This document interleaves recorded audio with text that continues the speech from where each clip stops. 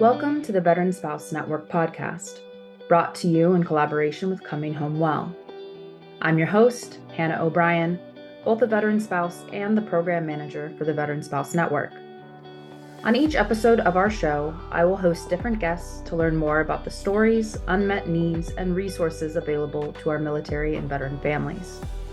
We're the show that's making space for your stories, so that here you know you're never alone. Welcome back to the Veteran Spouse Network podcast. This month, I'm tackling a topic that we as a society don't talk enough about. In fact, many of us may not even know this thing that we're doing, and that's probably causing us a lot of stress, a lot of exhaustion, possibly even strain in our relationships, has a name. So, on this episode, we're talking about the mental load, which refers to the ongoing, often invisible, and exhausting cognitive effort required to manage, plan, anticipate, and coordinate tasks. So, it's not the act of doing the tasks themselves, but the constant thinking about what we need to do, what needs to happen, etc. And the reality is that we all face the mental load. And in relationships, both men and women experience mental load, but they experience it very differently. And unfortunately, the mental load is often very gendered and disproportionately affects women. But my goal with this episode is not to further play into these gender stereotypes and like hate on men, but rather to have a frank conversation about how both men and women in relationships are impacted by the mental load, as well as talk about how our military and veteran families are uniquely impacted by the mental load, and talk about some of the things, of course, that we can do to help us manage these impacts, both for ourselves individually and within our relationships. Today, we don't have a guest, so welcome to my TED Talk. And in case you're a first-time listener and you're wondering, why the heck should I hear what you have to say on this topic? Well, let me reintroduce myself. I'm Hannah. I'm the spouse of a Marine Corps veteran with PTSD and a mother to a 1 and 3-year-old. Can't believe it. I'm also a social worker and the program director for the Veteran Spouse Network. And I am an open book about my experiences related to any and all of those things. And so, in addressing this topic of mental load, I plan to share examples from my own life and marriage, as well as what I've heard from tons of other spouses, women, and parents on this topic.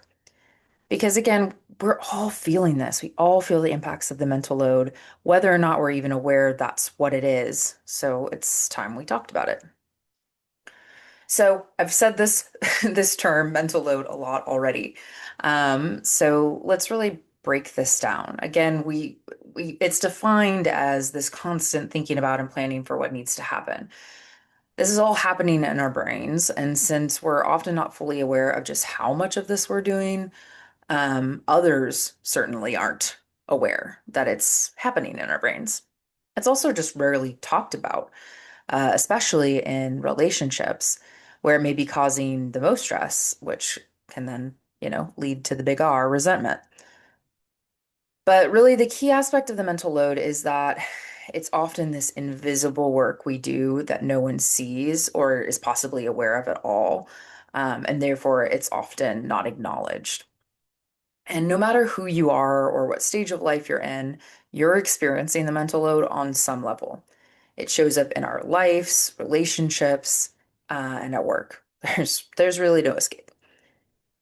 So just to make sure we're on the same page about what we're talking about, I've kind of had some examples I wanted to run through of how the mental load shows up in various aspects of our lives. Again, kind of no matter who we might be. So this is happening at home, at work, and relationships. So what does this look like? At work, it could be kind of this invisible project management layer that's over your entire job, keeping track of a multitude of projects, remembering deadlines, constantly prioritizing and reprioritizing tasks, trying to anticipate or notice mistakes, preparing for any potential issue, really. It also can look in how we like interact with our coworkers. So like managing different personalities and, trying to anticipate how we should behave to one another or respond to somebody. And it really goes on and on. And so As an example, before I became our director, I started as a program coordinator at VSN 10 years ago. And even then, I still very much felt this mental load at work, but I also had a lot of very visible tasks. Today, that's really not the case. My role has really shifted, and the vast majority of my work is pretty invisible. Yet, I do hold an incredible amount of responsibility to ensure my staff and our peer leaders are supported and that we're serving our participants with high quality programming. So, my days, these days, really spend a lot of my therapy sessions talking about work and kind of how to manage how my role has changed. My team, oh my gosh, they truly are the best. And but at the end of the day, I'm their leader. It's my job to anticipate their needs and support them really kind of before they need it. To anticipate and create solutions to possible issues, to keep track of all our projects and deadlines, and make sure nothing's falling through the cracks. And while I know my team values me and what I do for them, they don't and can't really see all that I actually do to support them. My therapist, I was talking about this one day to him, and he just used this term that like now I'm obsessed with. He said, as I was describing kind of how this felt, at least in the workplace, he said, oh, it sounds like they're borrowing your brain. And I really was like, yeah, yeah, a huge part of my job is letting my employees borrow my brain. And this happens at home too, a lot. And it's exhausting. So, just a quick example of this. We actually had a meeting on this today, but we're finalizing our Q2 priorities right now. And one of my employees, as we were, talking about his priorities, asked, hey, Hannah, it'd be really helpful for me to make sure I'm on track with my priorities if I could see your Q2 priorities so I could align with them. And I think I literally like laughed out loud. And I said, dude, I don't have them yet. Like, I can't make mine until you make yours because y'all are my priority. That's my job. I exist for them, for our leaders, for you all listening. And none of you will ever really know or understand what's happening in my brain to make that happen. And it's very different than when I first started out or even 3 years ago, really. So, some examples for work. At home, mental load may look like, meal planning, making grocery lists in your head, noticing when things are running low or anticipating really that things are going to be running low and that you need to get X from the store. Remembering birthdays, thinking about all the housework that needs to be done, and what you'll need to be able to do it, et cetera, et cetera, et cetera. Home, there are the laundry lists, pun intended there. For parents, this is unique because a lot of the mental load for parents revolves around parenting, revolves around your children and their needs, keeping track of, appointments, homework, school events, friends' birthday parties, their clothes needs, food changing, their preferences. I'm certainly in my parent era right now, so we'll talk a lot more about this a little later in the episode. And then in kind of all of this, or a lot of aspects of this, there's also just a lot of emotional work going on. A lot of anticipating the emotional needs of others and then like what your reaction will be in those instances. So, real high level, we'll dig in. So, what's the deal with this? Like, why is this a problem? Why is it so exhausting? Well, it's never ending. The mental load is never ending. You cannot turn it off. Think about those people. I'm one of these people that like you look at their computer and you get stressed out instantly because they have like 16 different windows and each window has like 20 different tabs. That's like what's happening. That's our brain, and that's the mental load at work, or all those open tabs that are running in the background and that you can't close no matter how much you may want to. The other part that makes this really challenging is that it's invisible, so it mostly goes unacknowledged. And it's human nature to want to be seen, to want to be acknowledged for our efforts. And this is a ton of effort, but there because it's invisible, it's invisible. We're not getting that understanding and acknowledgement from others for what we're doing. And it's also just emotionally taxing. It's sort of by definition anxiety at play. We're worrying about things, anticipating future outcomes and consequences, trying to plan for them, experiencing decision fatigue, like all of this is happening. So it's mental and cognitive draining, but also very emotionally draining. So what are some of the consequences of just like letting this exist and not trying to manage it and do anything about it? What does it do to us essentially, right? And so same thing, we can think of this on some different levels. Like what is it doing us to us individually, like in the workplace, relationships? What are some of the consequences if we let it go unchecked? So individually, this is going to show up as experiencing burnout. We may, see those like shorter to have an outburst or be more irritable and then be more resentful. We're literally experiencing a cognitive overload. This is not good for our brain. So it can lead to poor sleep, increased stress, emotional exhaustion. Um, we may just feel like we have less capacity, less to give. To things, to people, etc. In the workplace, it can also lead to resentment. Feeling like your boss or your coworkers don't understand or value everything that you do. And it can also, like, unfortunately, even lead to it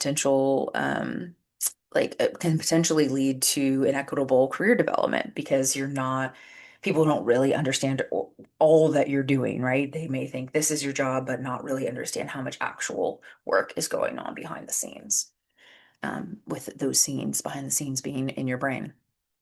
Also can lead to burnout in the workplace. If you're feeling unseen or undervalued, or you simply just have too much on your plate that people aren't aware of, you're going to burn out, right? We know that. And all of these things play together too. So part of the mental load is like we're at work, but we're thinking about home and we're thinking about life and relationships. And while we're home, we're thinking about work and so on and so on. And so it just kind of like stacks on each other, right? We're never feeling fully focused, wherever we may wish that we could be fully focused. And then relationships is a really big place where we're going to see some consequences if left unchecked. So the resentment can really begin to build here if we're feeling unseen or unacknowledged by our partner, or if we're feeling that, responsibilities don't feel like equally or fairly distributed. So we may see kind of conflicts arise about like who's doing what, or I felt like I've just become the default person for something. It happens a lot in parenting. We'll talk about that here in a little bit. Um, and it also can lead to like this difficulty delegating without micromanagement. So like we've definitely heard like a spouse say like, isn't it just easier if you do it? Or okay, just tell me what you need me to do. And then when they do it and they get corrected or micromanaged, it kind of validates that, well, yeah, see, it just would have been easier if you just did it. And then that cycle kind of just keeps going on and on and on. So like you've also heard the scenario where one partner asks their partner for help and gets angry when they respond, tell me what you need me to do. But that is the mental load at work. Telling you what you need to do is putting the work back on me, right? That's just assigning me another mental task to tell you what to do. So, in the mind of the person who's experiencing the mental load and being told that by their partner, like it just like, why do you need me to figure it out? Why can't you figure it out without me? And then there's that irritability or that resentment, and it starts building. So I have a prime example with my husband this week that actually, like led to a bit of a disagreement and then a valuable conversation as I kind of, I was prepping for this episode, so I was kind of responded in the context of discussing the mental load and how this is showing up in relationships. So our son is almost 1 and he goes to daycare. In the morning, I wake up, I fill his bottles with water, then go about waking up the kids, getting them ready, etc. And then I come back and I mix the formula before we head to daycare. Whatever, earlier this week, we're having kind of a crazy morning, and I had already filled the bottles with water. And while I was, wrangling one child for something or other, I asked my husband to finish making the bottles. So he's in the kitchen and he picks up the bottle and he turns to me and he asks, "Are these 6 or 7 ounce bottles?" Now, I very much expect that some of the moms and likely some of the dads who are listening are maybe laughing or heavy sighing or rolling their eyes right now, while the rest of you are like probably wondering what the big deal is or not even knowing what I'm talking about. So he's holding the bottle. The bottle has the water in it. All he has to do is look at it to see how many ounces it is. But instead, he asks me. In that moment, he chose to borrow my brain instead of using his own. But of course, I answered him. But when I brought this up in the context of mental load later on, saying, hey, this was a prime example of the mental load many mothers face, his immediate response was, well, yeah, I mean, I understand I could check the bottle, but I knew it would be easier to ask you. Easier for who? Was my response. And despite the fact that, y'all, my husband is literally one of the most intentional, like intelligent people I've ever met. He is one of the most supportive partners and fathers, and we really evenly distribute our parenting responsibilities. He was still stumped by that question. What do you mean easier for who? So I had to say, easier for you, not for me.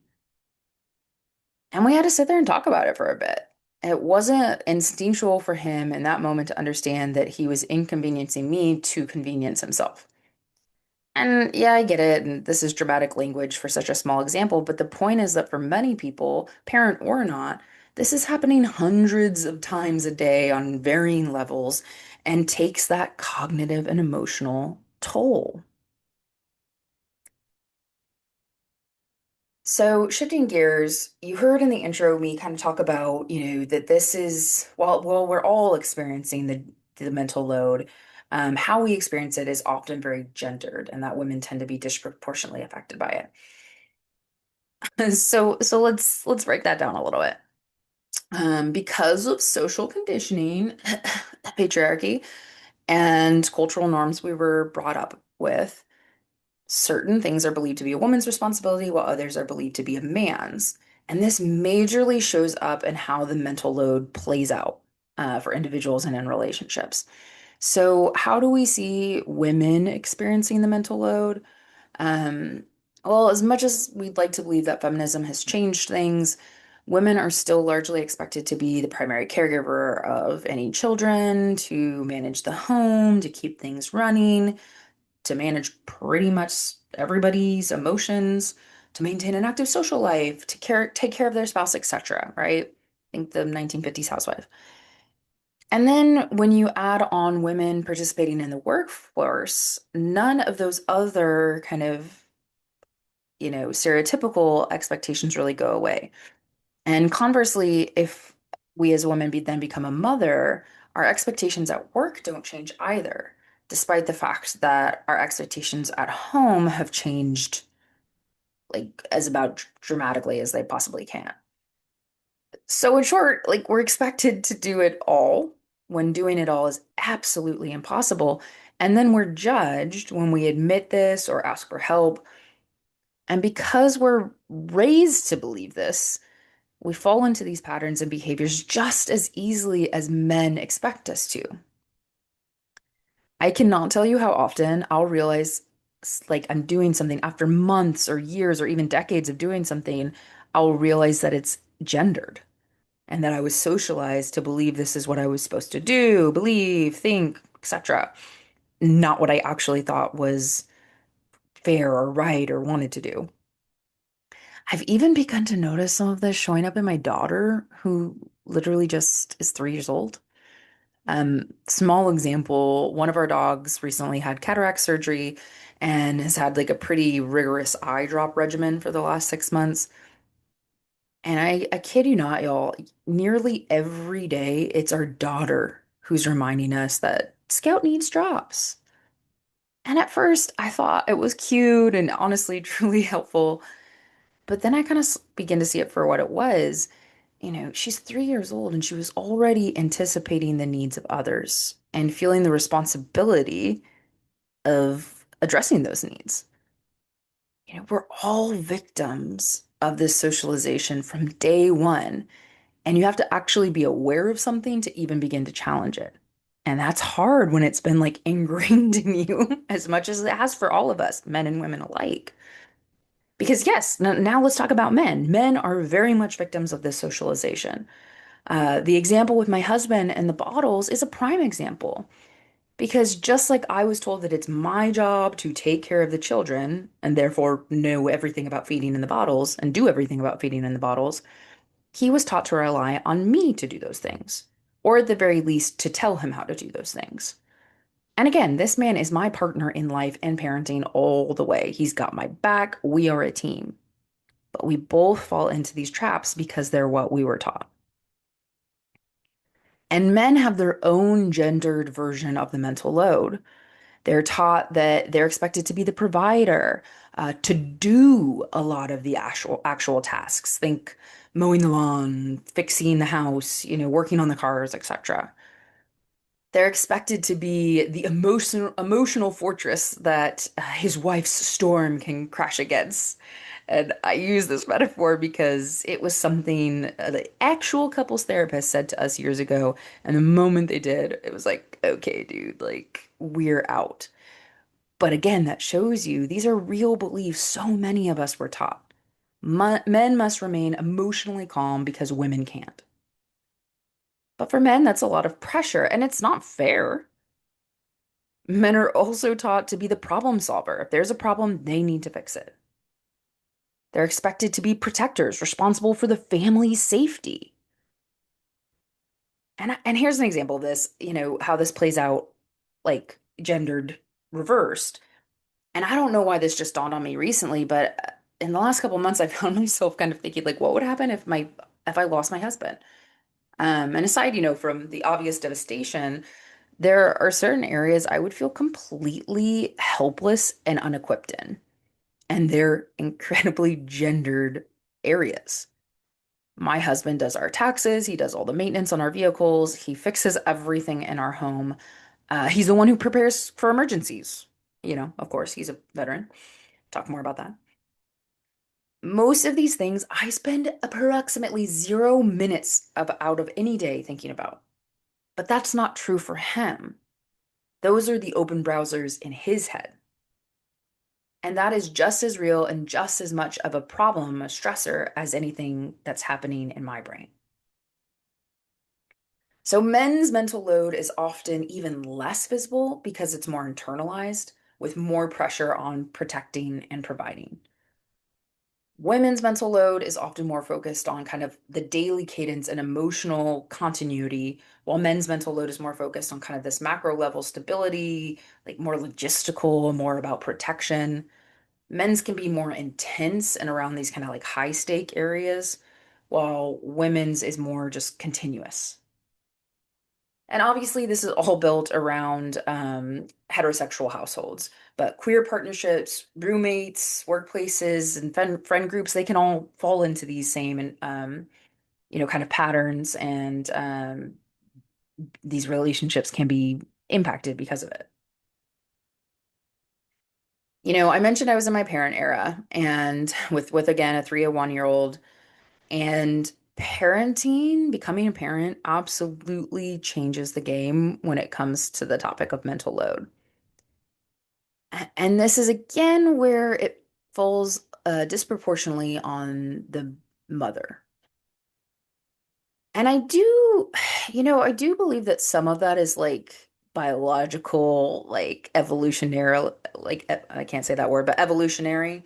If we birthed that child, we know them in ways our partner never can, and that's not their fault. Our children's DNA lives inside us for life. You kidding me? And our body, and most importantly for this discussion, our brain changed to ensure their survival and is continuing to change to ensure their survival. So when you see this play out where the other parent steps in to help and the mother kind of shouts like, you're doing it wrong, or that's not how they like it, or, whatever they may say, something truly biological is at play there. And then there's the kind of logistical, patriarchal portion of it. When you think about like maternity leave is absolute shit in this country, so we know paternity leave is even worse. So by design, many mothers are at home with their babies while the other parent is not, or for not as long. And then if you have older children during those beginning months, you know, that other parent is going to be the primary caregiver for those children while mom is healing and bonding with the baby. So of course a lot falls on mom, and of course they know a lot more about the baby. A lot of factors contribute to that, including both parents' beliefs and behaviors. So this shows up a lot in my conversations with my friends, my fellow young mother friends, and we're all feeling this as moms. We often are or become the default parent, even though we have incredibly engaged and supportive partners. And I can't speak for them, but I know that I perpetuate that just as much, if not more, than my husband does. But again, that's because it's ingrained in both men and women that that's the mother's role. So let's take it back again to the making the bottles in the morning example. When I wake up, I go to the bathroom, I brush my teeth, and I immediately make my son's bottle. My husband, he makes his coffee. Now, this doesn't make him selfish, it doesn't make him insensitive, it's just what happens. Have I noticed it? Yeah. Do I have feelings about it? No, no anger or resentment, but it is kind of like that, that's interesting moment. And this is that gendered mental load at work. When I wake up, my brain is already thinking about the kids and everything they need, and it doesn't shut off until I close my eyes at night. This is just where my brain naturally goes. So I end up doing a lot of the things for the kids because I'm already thinking about it and it feels natural to do it. But in doing this over and over, it becomes a habit, making it much harder to break. My husband is now farther away from those tasks and knows less about them than I do. When we had our son and I was recovering, my husband started taking my daughter to daycare. And it wasn't until I was physically unable to take her to daycare that I realized I had become the default daycare drop-off parent. It's too many D's.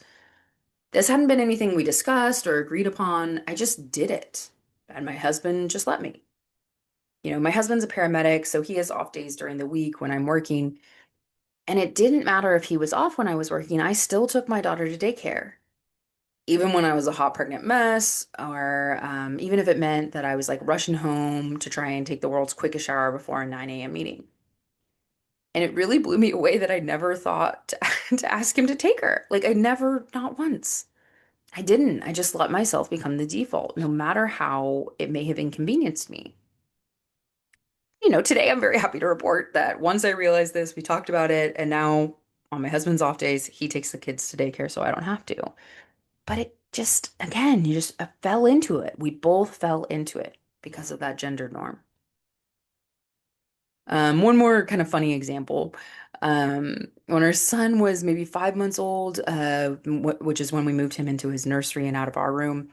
One morning, I think he'd been up in his room for several weeks at that point. I was running around in the morning and I asked my husband, "Hey, could you go ahead and get him up and get him ready for daycare?" Of course he said yes, but then he like froze. He was like, "Wait, where are his clothes?" And like right when he asked that, we actually both kind of just like froze dead in the face and then burst out laughing. Like what a dumb question, right? But the truth was he had never changed our son in his room, so he didn't really know where to find his clothes or perhaps even what size clothes he was actually currently in. Babies grow so quickly. But, I'll be real, like in that moment, wait, where are his clothes? I'm like, I'm sorry, what? Do you know what a dresser is? Do you think you can't like open that up and maybe dig around and figure it out? Like, why do I need to help you with this? And yeah, I could have figured it out, but because it had become the habit that I got our son up and I got him dressed every morning, it was a somewhat foreign task to my husband in that moment, in that particular period of time. He also recently asked what size pull-up our daughter wears, and it took my like overstimulated mom brain everything to not shout like, I'm sorry, are your legs broken? Can you not go upstairs and check? But that's the other part. You hear people talk about, or you hear moms say all the time, like, oh God, I'm so overstimulated. And this is why. This is why the mental load. We're at capacity. So in those moments, all we may hear from the spouse is, I'm too lazy to answer this question on my own. So you do it for me. And that's where that anger and that resentment can really build. I've had some, talking to other moms, I've had some mom friends, ask their husbands, like, what would you pack for our 1 year old if you were to go out for the day? Only to be met with these like blank stares. I asked my husband the same question recently, and he's a veteran, so like preparing for all potential scenarios is a specialty, right? Um, and he was pretty decent at it, but he missed things, and I know he would miss things that I just know to bring, right? A little heavier hitting. And I've had moms like legit tell me, it sucks to say, but I can't trust my spouse to take our kid to the doctor simply because they know the spouse doesn't know enough to be able to have like a meaningful visit, right? They don't know the medical history. I saw something that was like like I don't know, microaggressions or something like, ways to fight against the patriarchy, and it was a doctor. She said if there's a mom and a dad bringing their kid, she always asks the dad for the medical history. And when they turn to the mom and they're like, hey, medical history, then she'll say like, why don't you know? Right? And we're like kind of laughing, but like also that's sad. And then yeah, it creates that situation where it's like, okay, the mom or whatever parent that may be in the household, it's like, cool, now I'm responsible for all the doctor's appointments. But again, then it feeds into it of like, well, now I'm the one with the medical history in my brain. I have a paramedic for a husband, so he's incredibly attuned to our children's health needs more than most people are. Um, but we see it show up in so many other ways. There are millions more examples like this for parents. And, I'm talking about parents with young children because that's where I'm at in my life. But this shows up with parents, children at all ages. And when these things are left unaddressed in a relationship, a lot of tension can be felt. And, I'm gonna talk in a little bit about some things you can do if you're feeling that strain. But before I go there, kind of like the last nuance I want to address is what this can look like in our military and veteran families because it does look different. And of course, I'm the spouse, so I'm going to start with the kind of a spouse caregiver perspective. So in my house, my husband's a veteran living with PTSD. And I do a lot of mental monitoring, monitoring his mood, behavior, tone of voice, body language, how he's sleeping, kind of what stressors are present, even what stressors may be upcoming, what can I anticipate. I'm scanning for and planning for any potential triggers a lot of the time. And as I'm sitting here and I'm kind of saying this out loud, like I wonder how surprised my husband might be to hear that, like to not realize how much mental energy I actually spend doing this. Um, because it's not just for him to like create a better situation for him. It's for our kids. It's for me. You hear the term happy wife, happy life, but what about like regulated veteran, regulated family, right? And that fuels like we feel the weight of that, the responsibility that's on us to protect against. With this, there also comes a lot of emotional labor, like to keep things stable. If he is triggered, I'm thinking about everything I can or should do to de-escalate the situation. Are our kids present? And if so, like, how am I, explaining this to them? And, or, "Oh, yeah, daddy just needs a second." Um, I'm also often the one like absorbing a lot of the emotional overflow, kind of setting my feelings aside to help manage his in those moments. And we've both done a lot of work.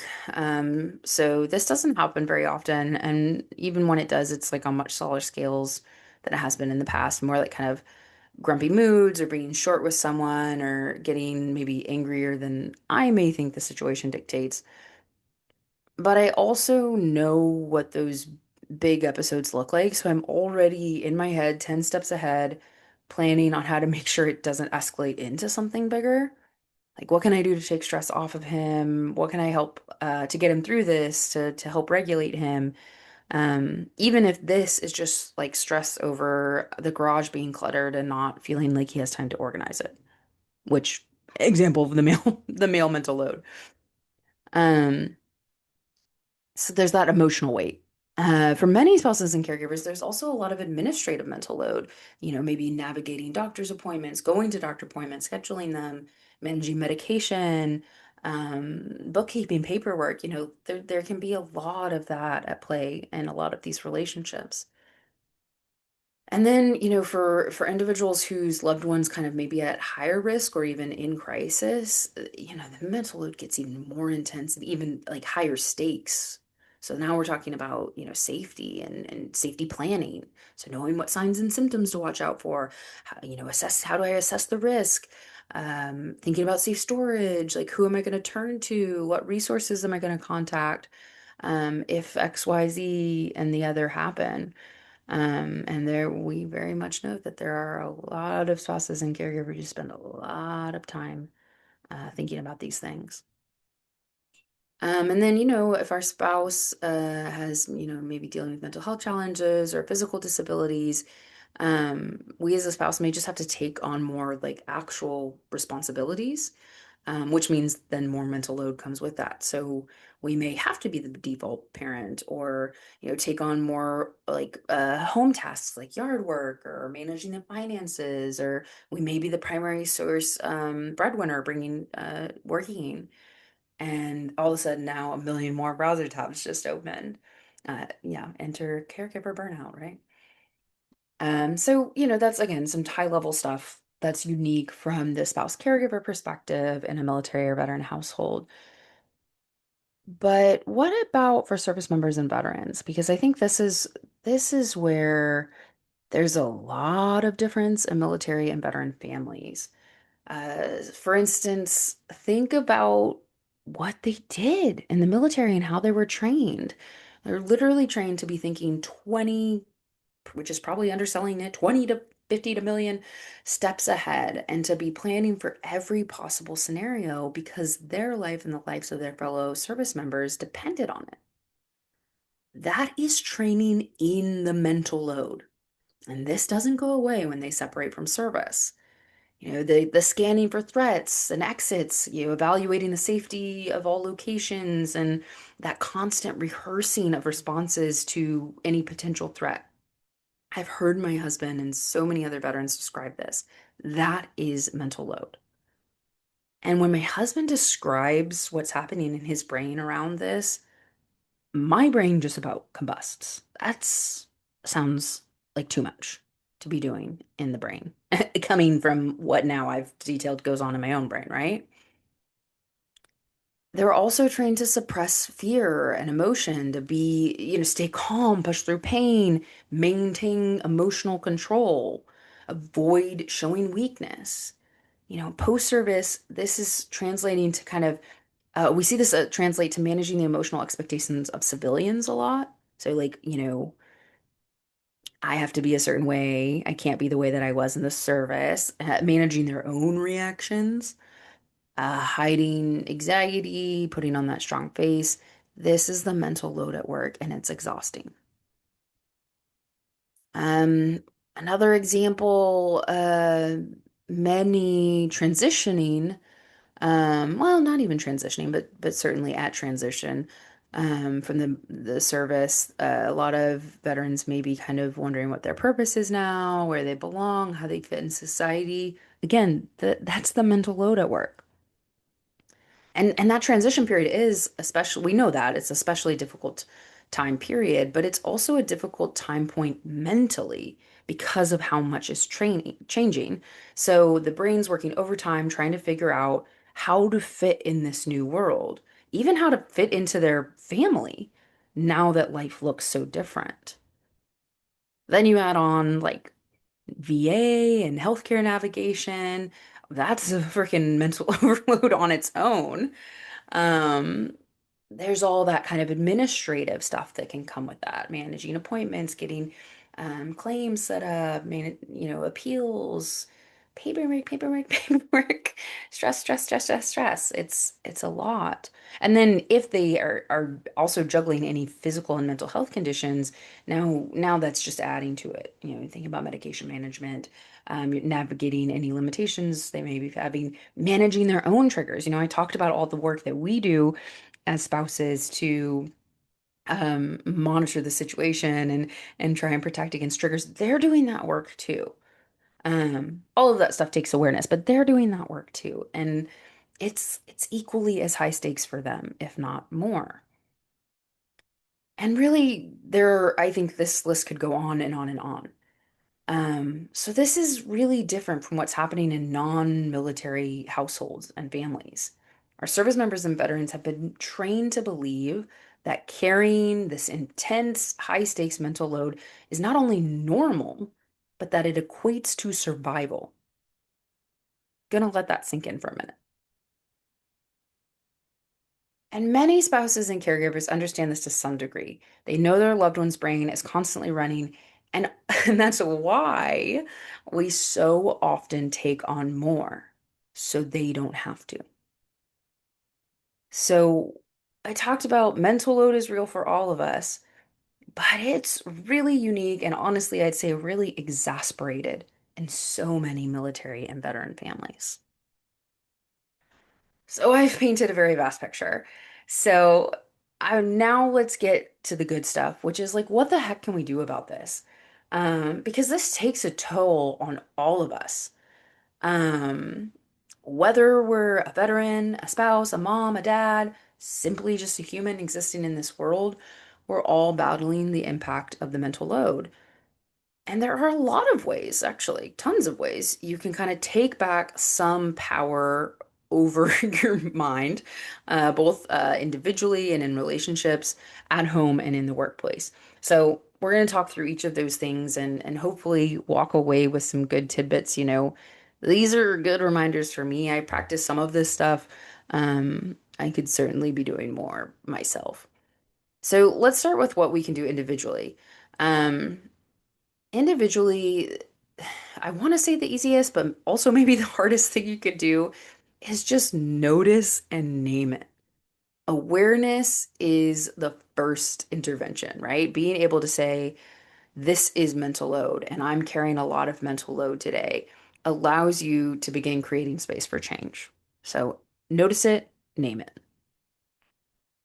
Do whatever you can to get things out of your brain.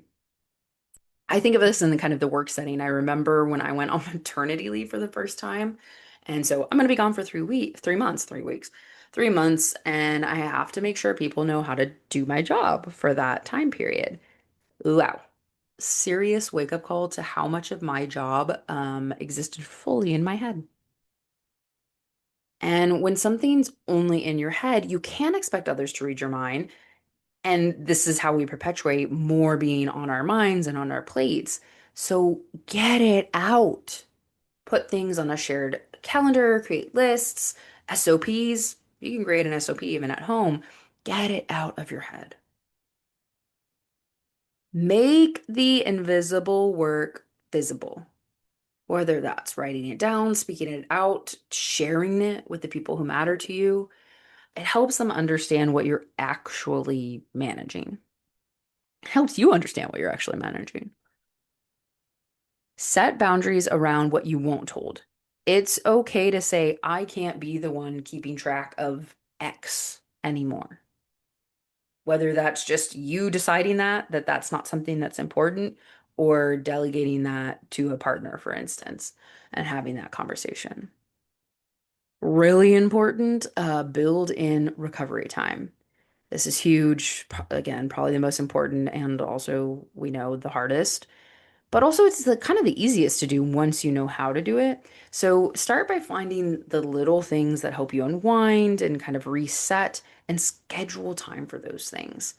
Again, small things, right? It could be, a 5-minute meditation app exercise, a short walk, sitting outside in the sun and drinking a coffee, like any small thing that brings you joy.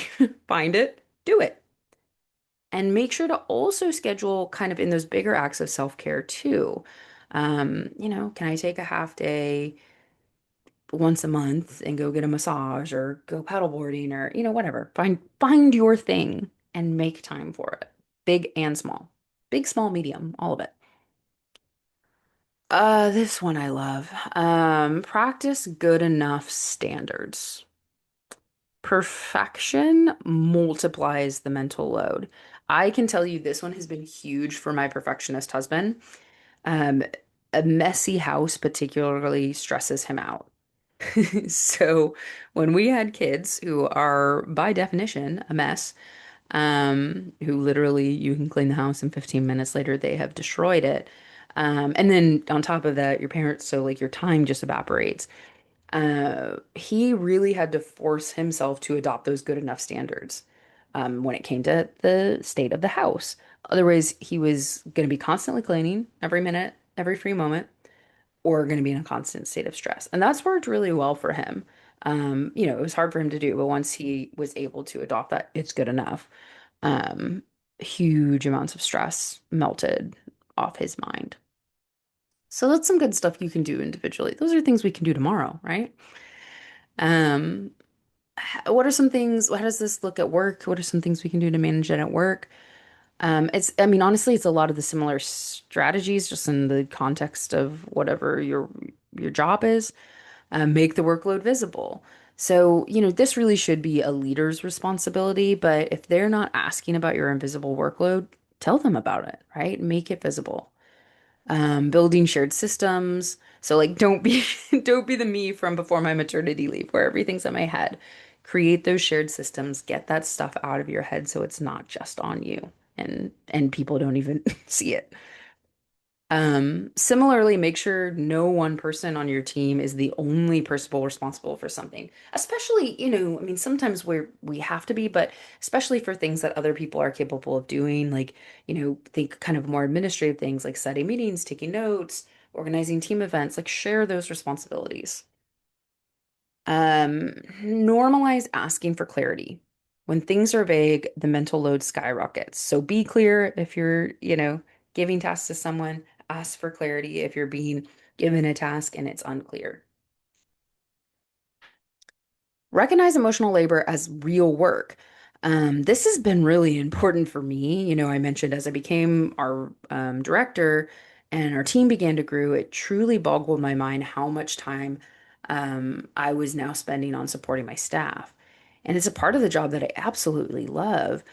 But I do actively have to remind myself that this is the job, and that just because I didn't like literally check a task off my to-do list, it doesn't mean I wasn't productive. It doesn't mean I did less work than anyone else. But it does mean that a lot of aspects of my job are not visible to anybody, really even me. And I love this one, the most important one that's so hard for us to do as Americans. Create a culture where PTO is actual time off. I know I too often fall prey to this myself. I'm off, but I'm still checking and responding to email. Um, Last Friday, for instance, my kids were off for spring break and my husband was on shift, so I took the day off to take care of them. But even then, and I took it off, I really did. I was like, I'm gonna take the whole day off. Like, I'm gonna be off. And when I put them down for a nap, I was exhausted because taking care of two kids on your own is exhausting. But I also began having this very real guilt about not trying to get like an hour or two of work in while they were sleeping. Because I was like, well, I can't say I'm taking care of my kids, like they're asleep. And I was feeling guilty, even though I had taken the day off. Um, but that's the other thing. Parents are always working. Parenting is work. But we don't think about it in that way. We don't talk about it in that way. And there I was experiencing guilt. Well, it's a work day and I took off just because my kids were off. Like, what am I doing counting all of that? Like, that's just the reality being a parent and one. And I was working, and now I'm freaking tired because I was working. Lots of similar strategies, right? And so now we're going to shift to talking about what you can do in relationships. And again, you're going to see these themes. They're similar strategies, they just look a little different in the at the level that you're implementing them and the context of where you're implementing them. Um, so similarly in relationships, the biggest thing you could do is make the invisible work visible.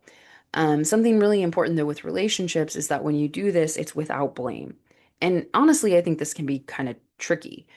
Again, I'm going back to the bottle example, but when my husband and I were talking about the bottle scenario the other day, um, he told me that he initially took like my response as like me saying like I was offended by what he did, and as a result, he said his gut reaction was like, "Well, I'm never going to ask you about that, or I'm never going to ask you something like that again." And I could tell he was like clearly hurt by my response. And I, in turn, could have easily been hurt or angered by that. But, we stuck it out. We did the work to communicate communicate where we were each coming from and how we felt about this sort of thing. And then, what happened from that is now we're both more aware of how the other feels. You have to name it. You have to try and have the conversation.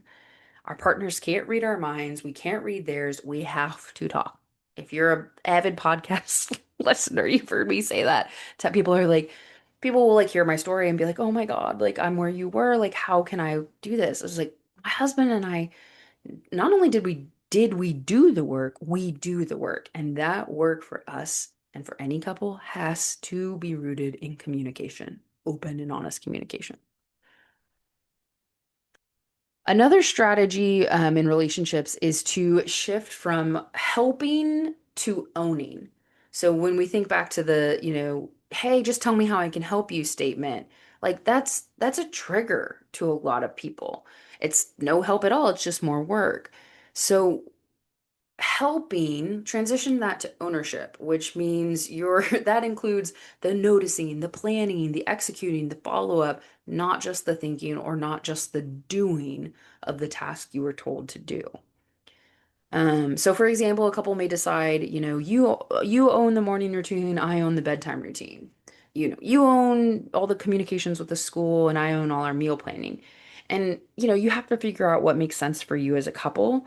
In our family, my husband's a paramedic. He works 20 hours, 24-hour shifts. He has no consistent days of the week off.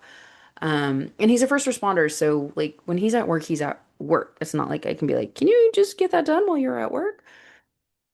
And so our system had to be a little bit more flexible. There are always like 1 to 2 days a week where I'm on my own, responsible for the kids or for dogs, and I'm working. Those are work days for me.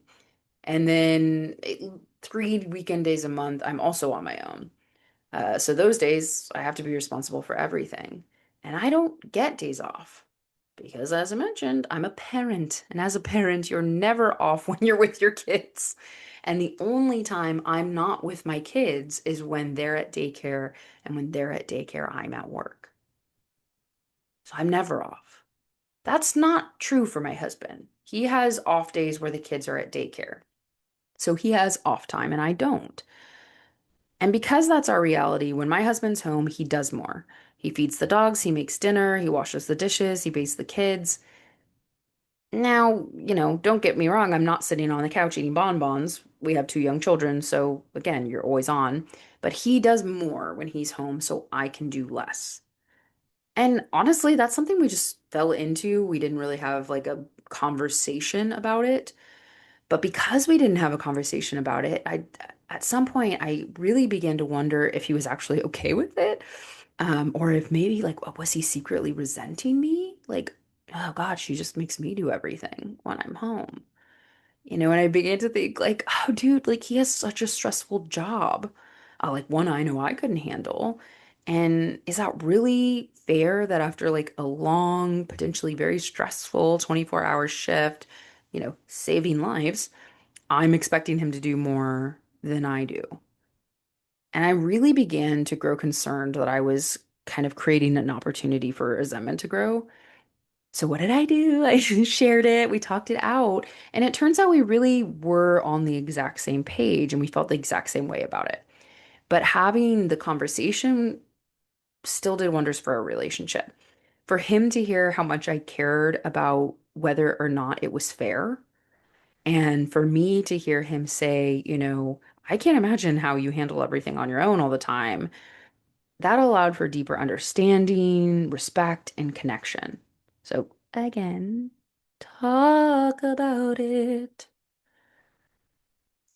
Another thing to do, this is important in veteran households, I feel like, is agree on shared standards. This is huge in our household. My standards and my husband's standards are not the same on a lot of things. For example, I mentioned he doesn't like a messy house. So what's clean enough for me is not what's clean enough for him. So not just agreeing, so agreeing on shared standards is really important, but also I think on shared priorities. So again, what's important, most important to me may not be what's most important to him. So we need to hear that from one another and kind of come to that consensus.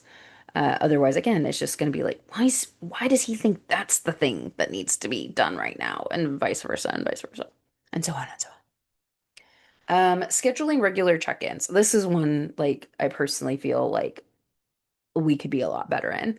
I was spinning around in my head for like a month about, what I had said. I'm like, oh, does he really think this is fair? Is it building resentment? And it kept being like, oh, I just need to talk to him about it. I just need to talk about it. But if you have those regular check-in meetings in place, then it's just, oh, this is what we're talking about now. And you have to protect it. You have to protect it. I've heard people do this as couples. I've heard people do it as families when they have like older children in the home. To talk about, what's coming up, discuss those expectations, what's working, what's not. And of course, yeah, you guessed it, talk about the mental load each of you are carrying and make this a routine. Again, we've heard this, but in a relationship, it might look a little different. Use tools that offload the brain. My husband, for instance, he got me a skylight calendar for Mother's Day. And we're getting into it, and there's a lot more potential too as our kids age. But that's a tool, right? We can put things there and know that those things are there and check there first. Um, oh, my friend, I told you my husband has a crazy schedule. Like it repeats every 3 weeks, but the 3 week, there's no pattern that my brain understands. And I kid you not, guys, it'd have been like, I don't, let's just say well over a year of him, working well over a year, probably years, before I put his shift schedule in a shared calendar. And I can't tell you how much stress and frustration and surprises and disappointments that reduced by having that, by just knowing I could check. For instance, I have a kind of impromptu work trip I have to do, and so like navigating childcare, like I just knew I didn't have to ask him. I just knew what days he was working and to figure out what needed to be done based on that. And I'm sure it saves him a lot of frustration when I would literally constantly be asking him, "What days do you work? Are you working tomorrow?" Like, right? It's a small thing, but a huge impact. And then when you're feeling that overwhelm, say it out loud. Like I'm feeling at capacity today. I'm feeling mentally drained today. It's so simple, but so many of us keep these things bottled up or to ourselves. I remember vividly when I started choosing to tell my husband as soon as I was feeling a certain way, it just gave me this instant relief. And then, to hear his response be like, babe, I'm so sorry. What can I do for you? Like, what can I do to help make things easier?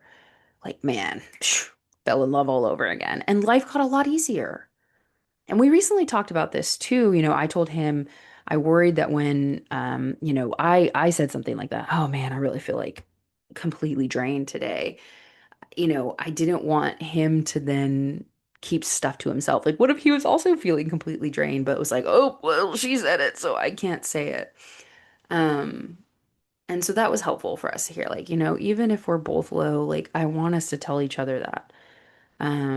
We need to know that so that we can like support one another and be a team and make a plan.